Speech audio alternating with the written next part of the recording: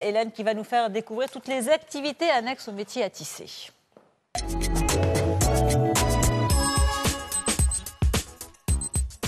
Je vous le disais donc tout à l'heure, Christine, nous allons vous faire découvrir des métiers connexes parce qu'il y avait plein de petits métiers à côté de la filature qui dépendaient de la filature et notamment celui de peigneron. Alors je ne sais pas si vous savez ce que c'est. Qu'est-ce que c'est alors un peigneron ?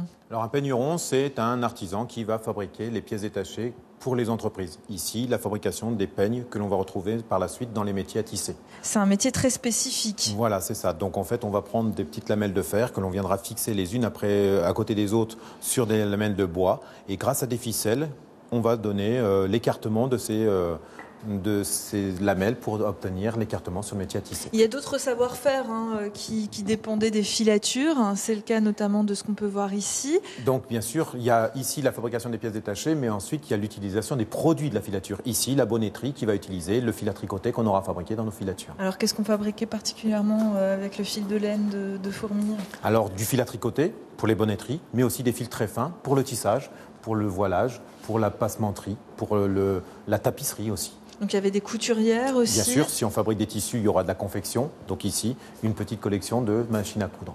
Donc bonnetier, on rappelle, qu'est-ce qu'il C'est le tricot. Généralement, c'est le tricot et le tissage. Pas que des bonnets, quoi. Voilà, c'est ça. La bonnetterie, c'est pas obligatoirement le bonnet. C'est aussi des chaussettes, c'est aussi pas mal de choses. On a vu des exemples tout à l'heure.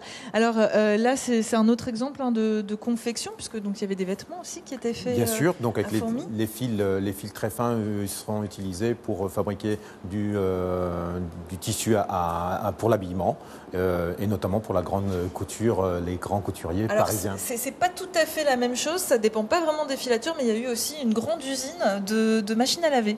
Voilà, ici on a une collection de machines à laver qui va montrer un petit peu l'évolution de cette machine à laver. Mais la marque qui a été connue ici même à Fourmi, c'est la marque Bendix. Donc elle a été fabriquée ici. C'est ça. C'est une marque américaine qui a été installée à Fourmi dans une ancienne filature qui avait fermé. Et finalement, l'aventure s'est arrêtée à peu près à quelle époque ? Dans les fin des années 70. D'accord, donc ça n'a pas duré très très longtemps cette période des machines à laver. Et donc il y avait beaucoup de salariés quand même qui travaillaient. C'était peut-être déjà le début de la reconversion. Oui, puisque c'était une ancienne filature. Donc on a repris des gens généralement qui avaient quitté la filature et que l'on a retrouvés dans ces entreprises. Ok, merci beaucoup. On vous retrouve dans quelques instants pour voir une pièce vraiment atypique du musée. Surprise. À tout à l'heure, merci.